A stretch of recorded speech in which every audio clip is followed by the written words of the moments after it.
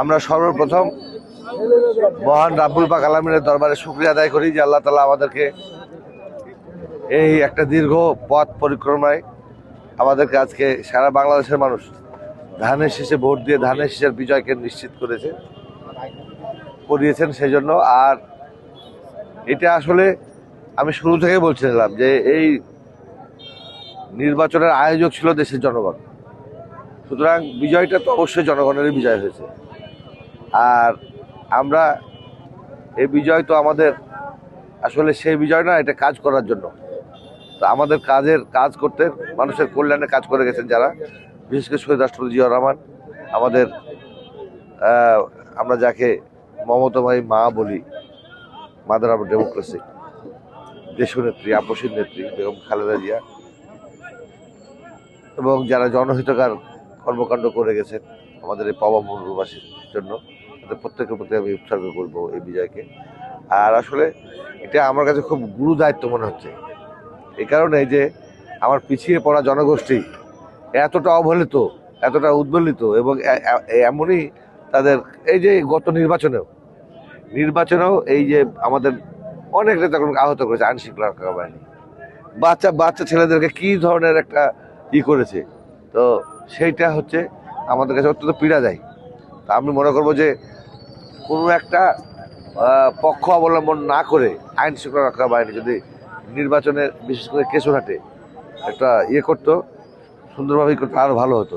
যাই হোক, তারপরেও সব কিছু মিলিয়ে আল্লাহর কাছে আমরা শুকরিয়া আদায় করি। আর আমি কাজ করতে চাই দেশের জন্য, দেশের মানুষের জন্য কাজ, যেমন আমাদের নেতা তারেক রহমান করতে চান, আমরাও ঠিক কাজ করতে চাই। আমি আল্লাহ তাআলার কাছে এটুকুই বলবো যে ন্যায় ও নিষ্ঠার সঙ্গে যেন আমাদের কোনো দায়িত্ব যেগুলো আছে সেগুলো আমরা পালন করতে পারি। বাত ব্যথা, প্যারালাইসিস কিংবা আর্থ্রাইটিস, আধুনিক ফিজিওথেরাপি ও পুনর্বাসন চিকিৎসায় নির্ভরযোগ্য নাম ডিপিআরসি।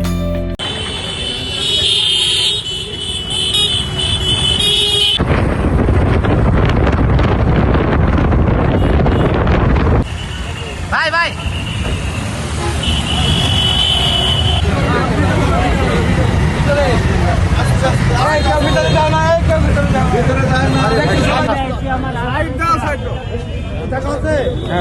বাইক আছে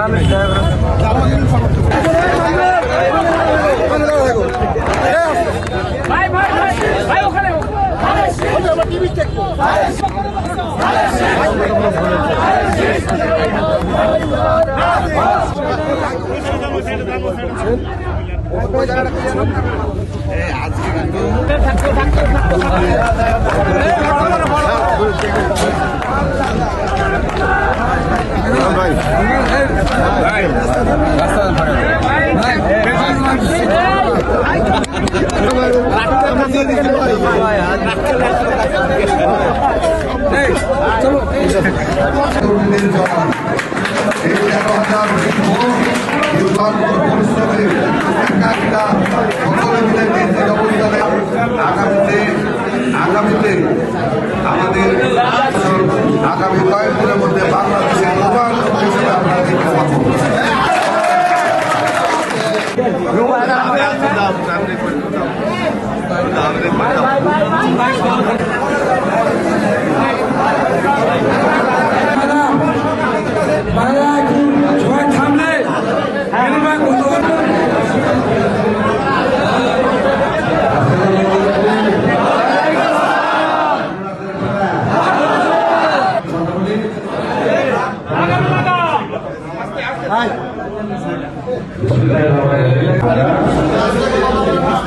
বিএনপি জাতীয় নির্বাহী কমিটির পক্ষ থেকে আমাদের পক্ষ থেকে